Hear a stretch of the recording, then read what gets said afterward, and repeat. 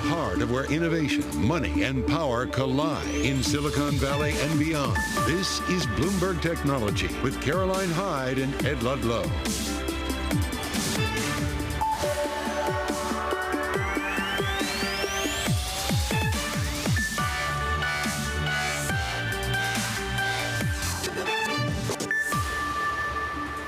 I'm Caroline Hyde at Bloomberg's World Headquarters in New York. And I'm Ed Ludlow in San Francisco. This is Bloomberg Technology. Coming up, Biden, he heads to the picket line. We go live to Wayne County, Michigan, where the president joins UAW workers on strike and discuss what it means for the EV industry. And we'll have the latest on big tech's antitrust battles as the FTC prepares to sue Amazon while Google's trial continues. More ahead. Plus, Apple's biggest stud of the year. No, not its iPhone, of course, but it's its case. Being panned by customers. We'll have more on the product misfire ahead. Well, let's get out to someone who knows a thing or two about automakers, Ford in particular, and indeed, well, how all of this affects the EV transition. Chester Dawson, I'm pleased to say, is with us, and we are awaiting the president for, well, I mean, in long as living memory, we haven't seen a president join the picket line. How important is this in terms of aligning himself with the UAW and what that means for ongoing negotiations?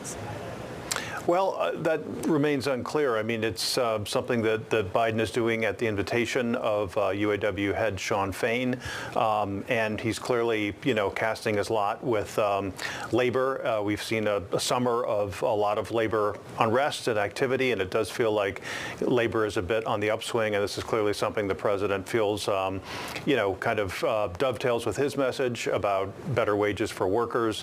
It remains to be seen, however, if there's any breakthrough in the talks, because the automakers and the union seem to be at loggerheads over any number of issues, including wages. Chester, Ford has been spared from the expansion of the strike. The UAW focused a little more on Stellantis and GM. But yesterday evening, the union was upset with Ford about idling plants. What is the latest tension there? Yeah, that's right, Ed.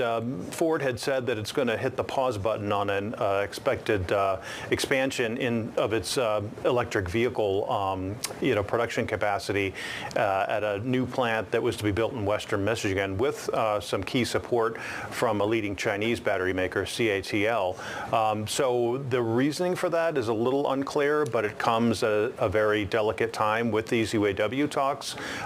So it's something the UAW has objected to. They see it as kind of a preemptive strike by Ford to prevent the unionization of those workers, among other things. So it just shows you how volatile this whole mix is. That plant was announced, quite a while ago, and yet here we are. It looks like there's going to be no shovels in the ground for the time being.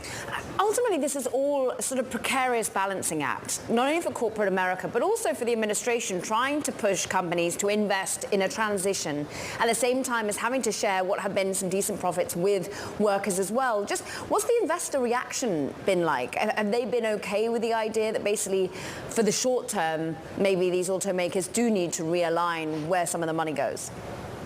Well, yes, that's a very good question. Certainly public opinion seems aligned with the workers. Where investors stand is a little unclear. I mean, the stocks of, say, GM and Ford in particular have kind of been, under a microscope, really dating back to the start of these negotiations in midsummer. So there is a big question about how much they can afford and still make all the investments they need. On the other hand, there does seem to be some recognition that they're going to have to compromise.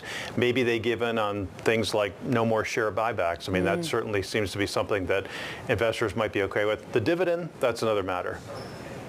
All right, Bloomberg's Chester Dawson, who leads our industrials and automaker coverage out of Detroit. Thank you so much. Look, at the core of this is the electrification of an entire industry.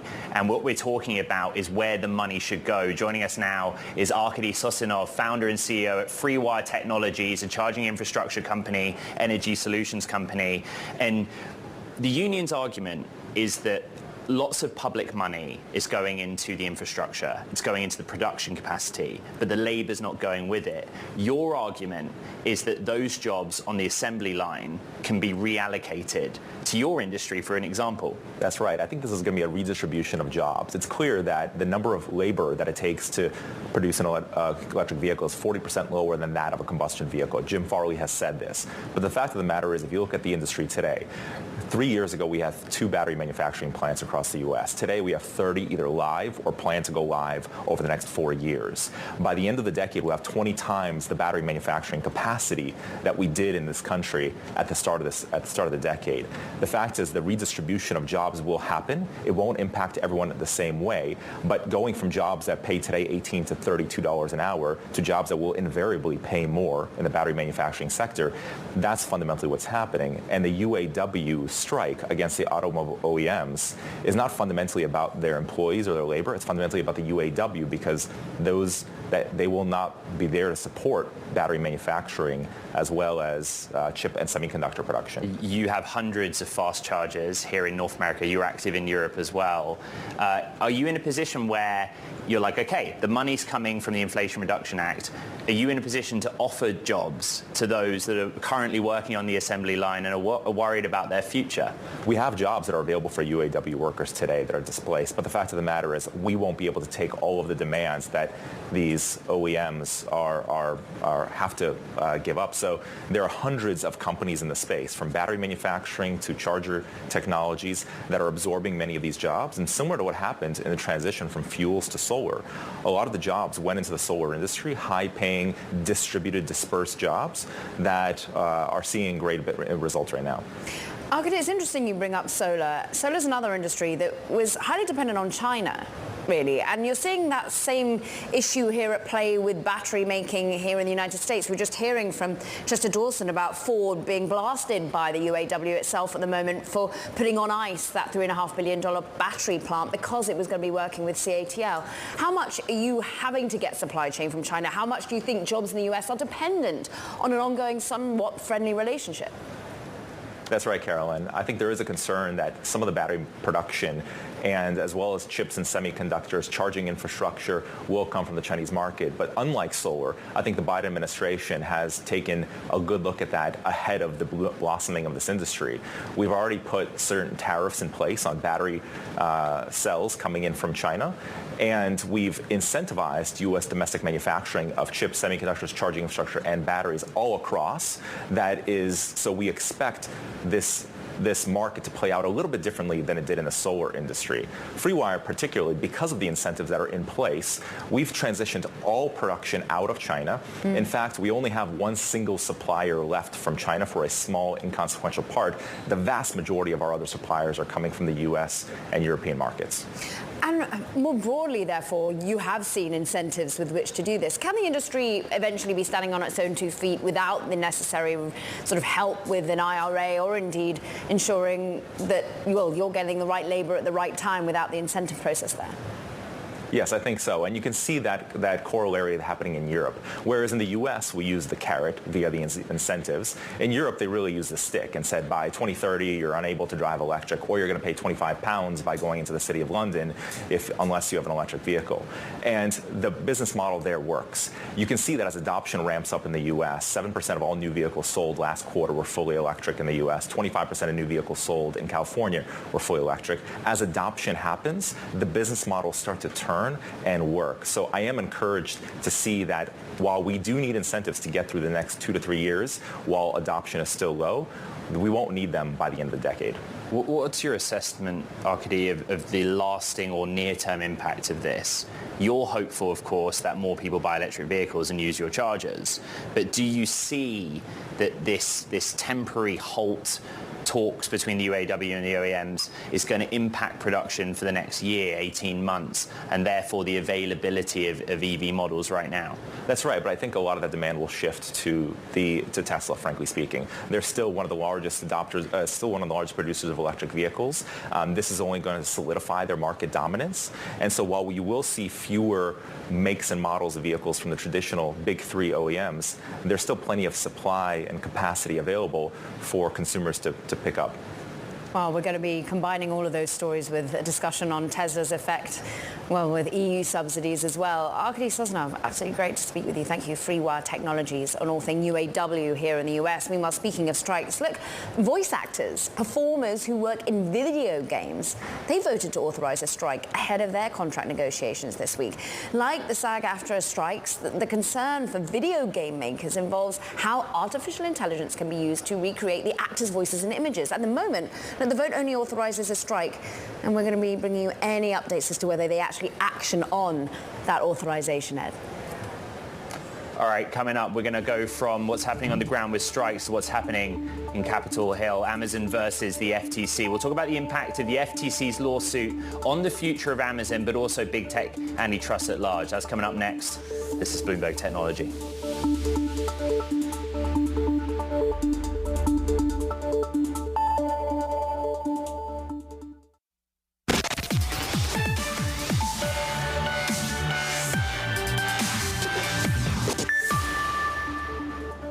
It's official. The FTC is suing Amazon. FTC investigators and Lina Khan's office have been working on the complaint for months, which accuses the e-commerce giant of monopolizing online marketplace services by degrading quality for shoppers and then overcharging the sellers. Let's bring in Bloomberg's Anna Edgerton out of Seattle for more. And this is the fourth suit that the FTC's put in front of Amazon. Give us the specifics this time around of what they're claiming. Yeah, this is the big one that we've been waiting for. The other three complaints were focused on the consumer protection issues that the FTC saw with Amazon, and this is the big antitrust case. So, like you said, this case focuses on two different aspects of Amazon's business, both the way that the e-commerce giant sells to customers and also the way that sellers use the website to reach their own customers. We had been anticipating it. Amazon, too, had been anticipating it, Anna. We get the response from the company criticizing the FTC lawsuit, saying it's wrong on facts, on law, and they said they look forward to making the case in court. In fact, Amazon really says the FTC has, quote, radically departed from consumer mission. From that perspective, this isn't a realignment of how the FTC sees big tech, isn't it? It's not just look what gets the consumer the cheapest price, but the way in which they go about doing it for the sellers too.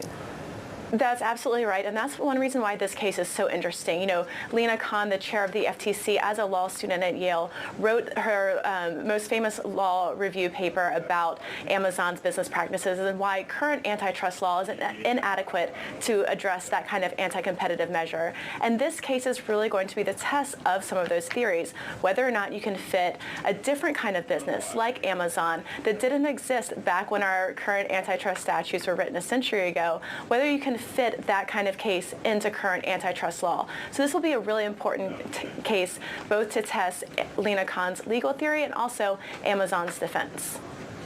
You know, Amazon's come out quickly in response to this. Caro outlined their response. But merchants on the site have had this complaint against Amazon for a really long time, that it's a one-sided relationship. The FTC suit is also in conjunction with 17 other states. How does it play out from here, Anna? Is this going to be long and drawn out and protracted, or do we expect sort of some quick decision to be made in the courts? Yeah, the seller aspect of this is really interesting because for these third-party merchants, Amazon is both a competitor and a business partner. So that's one reason why these merchants have long complained that Amazon has too much power over their relationship with their customers. So we'll see how this plays out in federal court. Like I said, this is going to be an important test of this kind of legal theory, and we do expect this to be, a long process. There will be plenty of appeals, and Amazon had asked for Lina Khan to recuse herself from this case because of kind of the past history writing about and investigating the company. So, we'll see what kind of defense they present in court, but they also have been waiting for this for a long time, and they're definitely prepared to make their case. Important time for you to be out there in Seattle. We thank you, Anna Edgerton.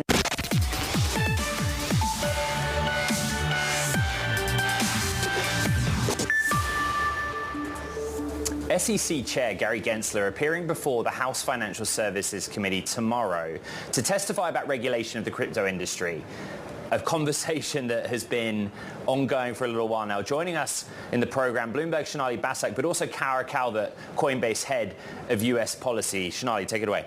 Kara, thank you for joining us ahead of this pretty critical hearing. The reality of the situation, though, is the SEC has a lot on its agenda, crypto being just one part of it. The lawmakers themselves also facing a potential government shutdown, a lot going on. How do you win the attention over to the needs that you have for the crypto industry when there are so many distractions? Absolutely. Well, thank you so much for having me today.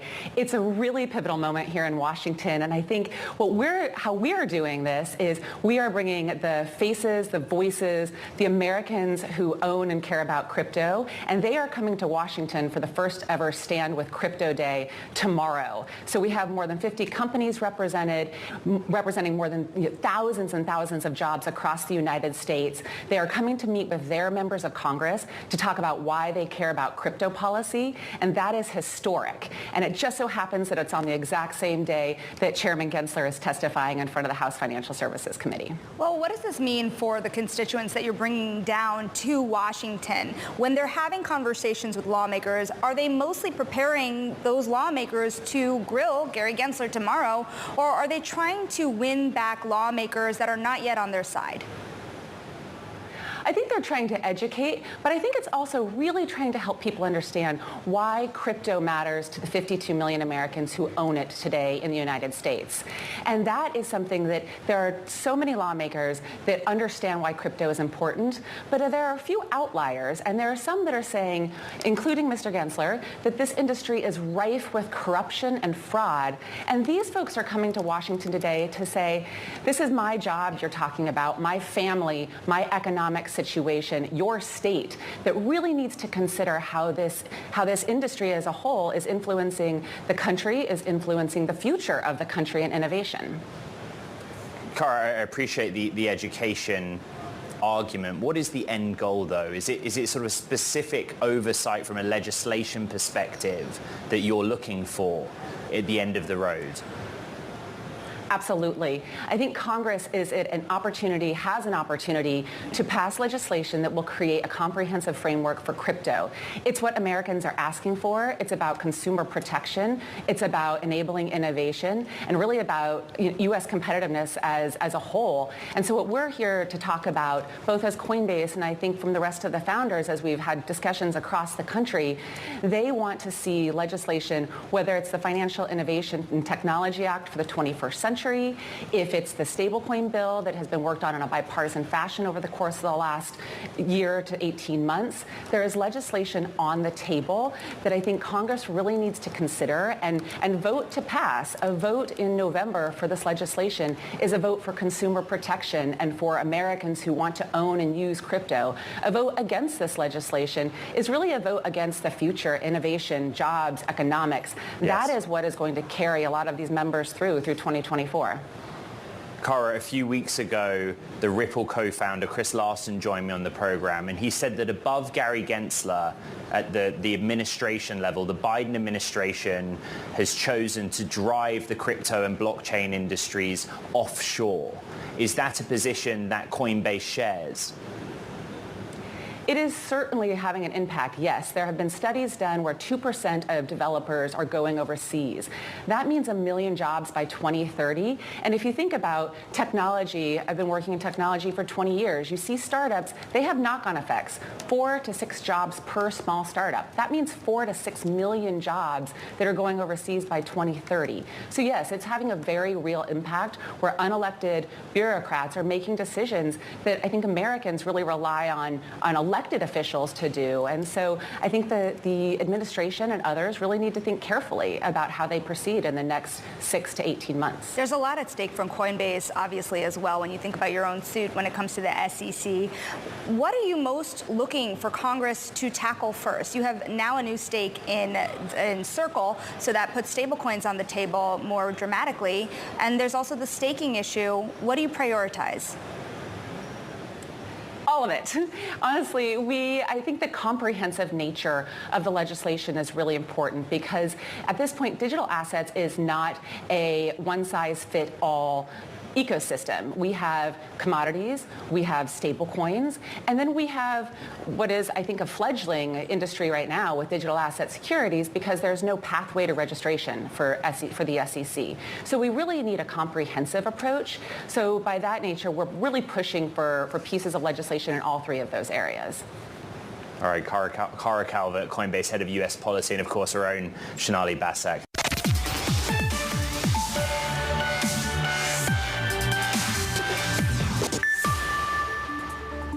Welcome back to Bloomberg Technology. Ed Ludlow here in San Francisco. And Caroline Hyde in New York. You have some pictures we want to be brought. Yeah, President Biden has touched down at Detroit Metropolitan Airport, Wayne County, Michigan. As we know, Caroline, he's going to later be meeting with UAW representatives, joining the picket line at the invitation of UAW. Right now, meeting with local representatives ahead of that. And the talks ongoing between the UAW, principally GM and Stellantis, the sticking point. Ford was spared from the expanded strike, but there are issues over it pausing plans for new battery facilities in that state. President Biden on the ground there in Wayne County, Michigan. Yeah, meanwhile, let's get a quick check on the markets as we discuss what's happening with autos, but more broadly as we see what's happening in the technology field. I just want to be looking at the NASDAQ 100, still underwater. We're worried about consumer sentiment today, economic environment, and more broadly what the borrowing costs are happening. Two-year yield, we're getting actually a two-year debt auction later today, 2 basis points on the higher side, still above that 5 percentage point levels. Meanwhile, Bitcoin is on the downside. The story of dollar strength, interestingly, even as we perhaps see some slightly weaker economic data, but that dollar strength has really been a narrative that we've seen over the last few trading days. Move on. Let's have a look at what's happening on individual names.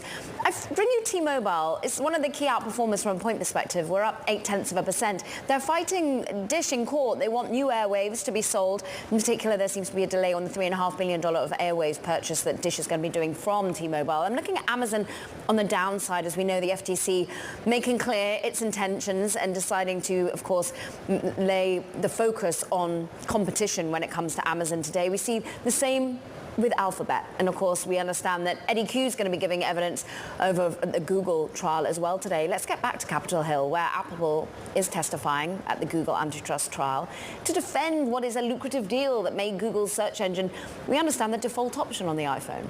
The DOJ alleging that Google has paid billions of dollars to maintain a monopoly over the search market via agreements with tech rivals like Apple. Let's bring in Molly Schutz for more now at the moment. And we understand Eddie Q actually currently talking at the trial.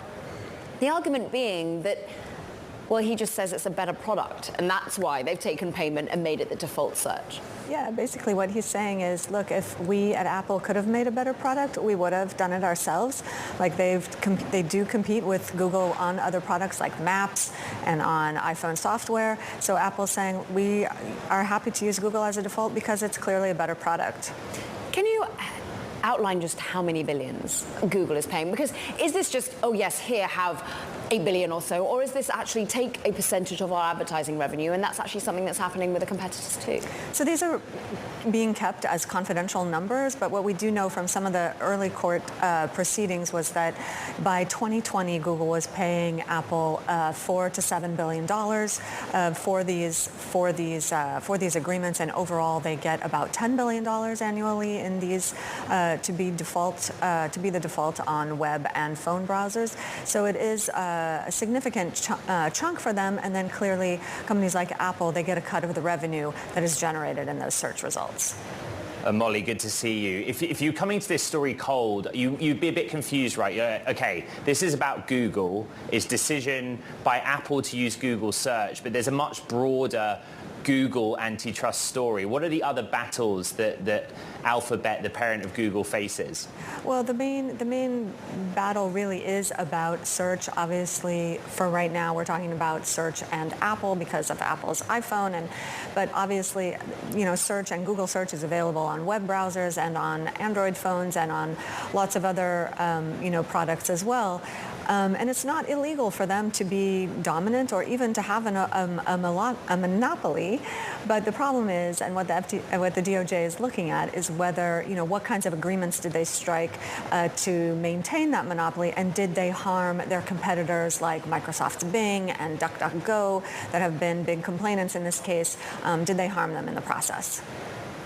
All right, Bloomberg's Molly Schewitz, thank you so much. Let's keep the conversation going and bring in Lee Heppner, legal counsel at the American Economic Liberties Project, for more, not just on this specific focus on Google search and iPhone, but also, of course, we had the headlines from Amazon and the FTC, and that's where I want to start, Lee. The FTC has done what we expected, filed its suit in federal court against Amazon. Your reaction, but also thoughts on the likelihood that the FTC wins in this case? Yeah, and first of all, thank you so much for having me. I'm glad we're starting off with FTC versus Amazon. This is a case that a lot of people have been waiting for. It's certainly been part of why Chair Lina Khan has risen to prominence and become such a leader of the Federal Trade Commission. This is a case where the FTC is alleging really that Amazon has violated the law not by being big, but by preventing other rivals from getting big enough to challenge it. It uses its vast market power to implement several strategies simultaneously designed to keep rivals from gaining the number of sellers and buyers that they need to compete to actively compete with Amazon. One of those pieces that I think we've heard a bit about earlier in your program is the fee that they charge to small businesses who sell on Amazon. That fee has risen dramatically over the years and is now estimated at some 50% of every item that you purchase on Amazon goes to Amazon itself. Furthermore, those small businesses are prevented from raising their prices on other platforms, meaning that they are just losing that money. These are small businesses crunched by Amazon, and that's really what this is about.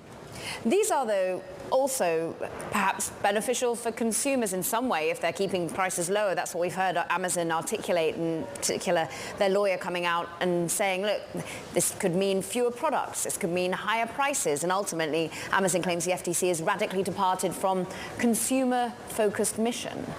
What do you think the argument to counter that is at the moment, Lee? Right. Well, first of all, Amazon has been able to raise its price for Amazon Prime multiple times over the past several years. Usually when the price goes up, consumers take their business elsewhere. If Amazon is not losing market share, even though they are raising prices, that's indicative of monopoly power. Customers are being hurt in other ways, though, too. And we are dealing with a new type of monopolist where price isn't the only thing that matters. When you lose things like innovation, you lose things like product quality. When you lose the ecosystem of small businesses that are out there trying to innovate and create better products, that's a real cost to the consumer too. There are costs to workers who are being injured in Amazon warehouses. I think when we start to think more broadly about the external costs of what Amazon's business model entails, it's not just about price. It's about the societal costs that ripple out from Amazon's business model.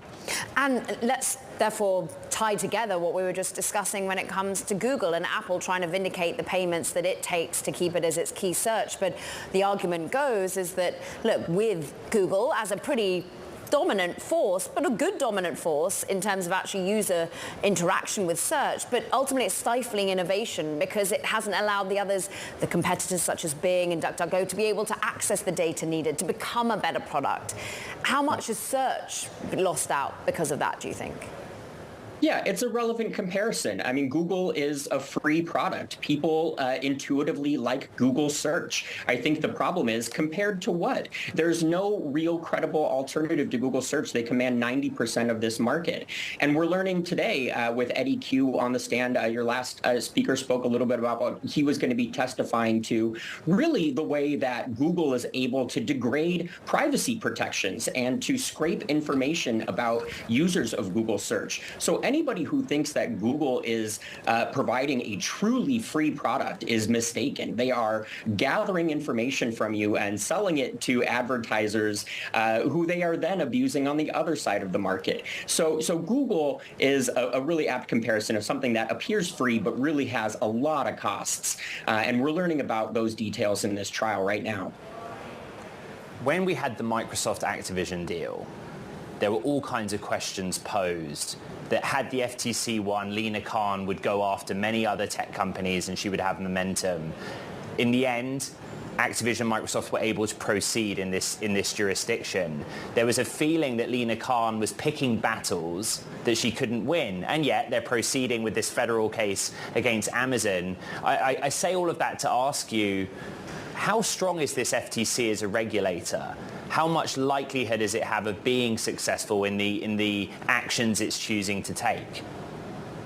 Well, let me start with just saying that the FTC is appealing the decision in the Microsoft Activision case. That case is not dead in the water, though Microsoft Activision has prevailed in many jurisdictions.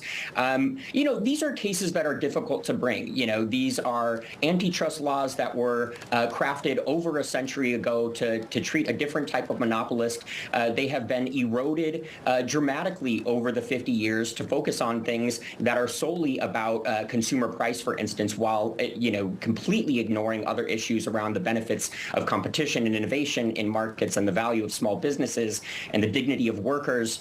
So I don't think this is as much about the FTC as it is about the law itself and the way that it's been eroded by the courts. So, these cases are not easy to bring. The FTC is going to have an uphill battle with Amazon, as it did with Microsoft Activision. I don't think that's a reason not to bring cases about undisputed monopolists in our economy.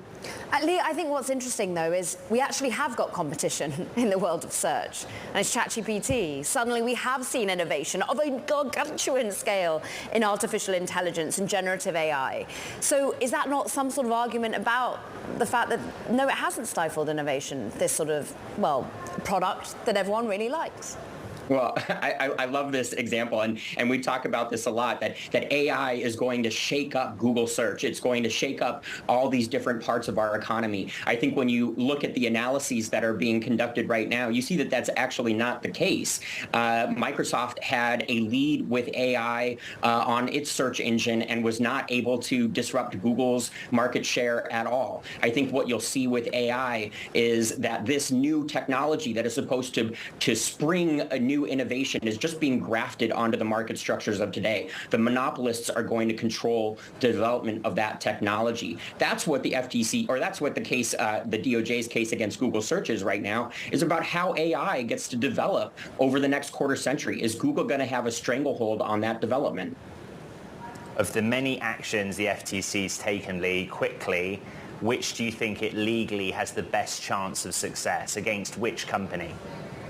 Well, I'm really excited about the Amazon case. I mean, they've been laying the foundation for this for quite some time. They've been methodically researching this. Many cases have been brought in state courts that they are building on. I don't think the FTC would be bringing this landmark case that it filed this morning if it didn't think it had a good opportunity to win.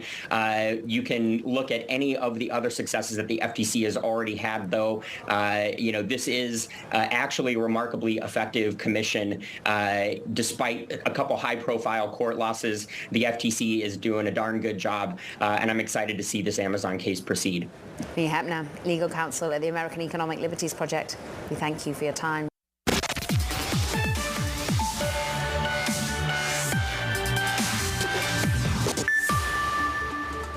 All right, time for Talking Tech. First up, Canal Network Technology is officially filing for its Hong Kong initial public offering. The logistics unit of Alibaba, Canal would be the first of its spin-off units to go public. Initial reports said the firm was hoping to raise at least $1 billion. Citi, Citec Securities and JP Morgan are the sponsors. And Roku and Samsung are getting hit with a lawsuit targeting tech companies for how they advertise. Both companies sell ads that leverage automatic content recognition, or ACR, to collect user data based on individual interests. The two investors behind the suit say the methods used to collect the data violate 6 of their patents. Plus, the European Union is urging social media platforms to boost their efforts fighting disinformation. X, formerly known as Twitter, was cited as the biggest outlet for peddlers of disinformation pertaining to Russia and pro-Kremlin narratives. European Commission Vice President Vera Jourova said platforms should act swiftly ahead of elections over the next year. Caroline. Meanwhile, Ed, look, the new material for Apple's eco-friendly iPhone cases drawing some criticism from consumers. One review went as far as calling it one of the worst accessories Apple's produced. Oof, Bloomberg's Mark Gurman, pretty sure, is all over it. And what is it that people don't like, apart from perhaps a slightly pricey point? Well, I'm using a clear case, so no impact to me. I had a feeling that the fine woven case wasn't going to be so hot, so I decided to get a plastic case this year. In the past, I used the leather cases. Fine woven, it is picking up stains when you leave it on a table. If you go into an Apple store like many of us did over the weekend and you saw the fine woven cases on display, a lot of them are scratched up. I think people are taking their nails and scratching on it and pretending it's like an old school vinyl record, right? It makes a similar sound, though it feels a little bit like suede and it feels a little bit like a record. So clearly people are unhappy with the dirt and the oil and anything from your fingers that it may pick up. They don't like the feel of the material. It just doesn't feel premium compared to leather, and it's coming in at about the same price. It's very understandable why Apple made this move, right? They wanted to transition away from leather and all their accessories, so they came up with a new material to do that. I and many others just don't think that they landed on that right material with fine woven. Perhaps there's other materials they can use, like some of the materials in fake leathers many car makers are using. So clearly there may be an alternative that Apple will need to switch to in the future. The problem, Mark, is that during the Wanderlust event, they really emphasized the accessories, moving away from leather, the sustainability of the new materials. But the strategy has not gone down well with the consumer. It's part of basically bigger picture sustainabilities and carbon reduction goals, right? Yeah, it's a long-term thing. So, if this fine woven ends up being the failure that I think it is, and then they end up having to move away from fine woven, there are alternatives. They can make a fake leather. They can source a fake leather that feels like real leather. They could improve this material significantly, right? But what about all the people who've already bought this case? I saw people saying the best thing you can do with the fine woven case if you bought one is leverage the Apple 2-week return policy and bring it back to the store or ship it back to the online store. And get a different type of case. Now, Apple does still sell the silicone cases. I have used those. I think they're pretty good. The problem is if you are wearing tight jeans, the case could really get stuck in your pocket. It picks up lint very easily, but they are quite protective. And of course, there's a already marketplace of cases. I've already seen and used plenty of third-party cases on the 15. They're pretty good alternatives out there. All right, Bloomberg's chief Apple correspondent with the show and tell there, Mark Gurman. Thank you very much. Now, coming up here on Bloomberg Technology, social media app Visco has got a new CEO. Our conversation with Eric Whitman on his vision for the future of that platform. That conversation next. This is Bloomberg Technology.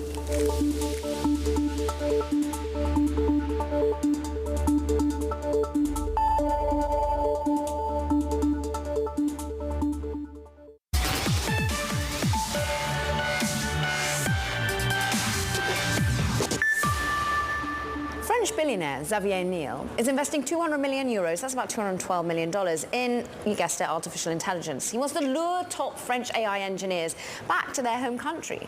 Some of this investment is going to be for a future research lab to be located in Paris. Now remember, he's one of the people behind Station F in Paris as well, a big incubator there. Plus, there's also going to be cloud supercomputing capabilities powered by NVIDIA hardware. While the rest, well, we understand it's going to go for funding some of those startups, Ed. Interesting with Mistral. Yeah, one startup we've been talking to recently is Visco, the photo and video editor tool that went viral a few years ago on the back of the Visco girl trend. Recently announced, of course, the appointment of a new CEO, Eric Whitman, who was the president of the company up until that point. I caught up with him last week to discuss the content creator battleground that counts the likes of YouTube and X in the contestants and how he intends on growing Visco in that market. Have a listen. It's a fairly dynamic landscape. Things are changing quite often. I think if you take a step back and think about creators first, which is very much our ethos, and what their needs are, I think what you're going to find is that creators really want tools to help them make things more quickly, more efficiently. They want a really healthy community that isn't being manipulated by algorithms or advertisements. And they want to be discovered by prospective clients or be able to more efficiently manage their businesses and have great relationships with their clients. So the platform that really does all three of those things very well, I think that's going to be the platform that wins. And that's very much our mission and what we're trying to do here at Visco. In October of 2021, the New York Times reports that Pinterest is considering buying Visco. I think about some similar properties, Instagram, and where it sits within Meta's portfolio. You're the CEO now. Strategically, would you be open to a sale to a bigger platform to help Visco grow and help its technology be more used? Yeah, I think at the end of the day, if it benefits our creators, and if it helps us pursue this bigger, more ambitious strategy and vision that we have, then that's something that we would have a conversation with our board about and make sure it's the right decision for us. How does Visco culturally grow? You know, Visco Girl was what people said and kind of the peak of Visco's use. How do you position it culturally to give it traction like TikTok, frankly, has had at such a high level here in the United States for a long time? Yeah, so for us, it's really about, again, focusing on creators and their needs. And because we are a subscription business, we're not trying to drive a different type of engagement that's really promoting more ad-driven business models. And that gives us a lot of freedom to actually make sure that we are actually paying attention to what their needs are. And their needs continue to change. We're hearing more and more from creators today that they don't feel that a company really has their back, that's really supporting them first. And that's really going to continue to be our focus. Visco CEO there, Eric Whitman. Meanwhile, look, that does it for this edition of Bloomberg Technology, Ed. Yeah, recap on our podcast, wherever you get your podcasts, on the terminal as well as online, Apple, Spotify, and iHeart. Big theme of the show has been regulation, oversight, what's happening on Capitol Hill, what's happening with the FTC, and a number of big tech names, and the world of crypto in the crosshairs. That's all the focus on the Bloomberg Technology podcast. From San Francisco and over in New York City, this is Bloomberg Technology.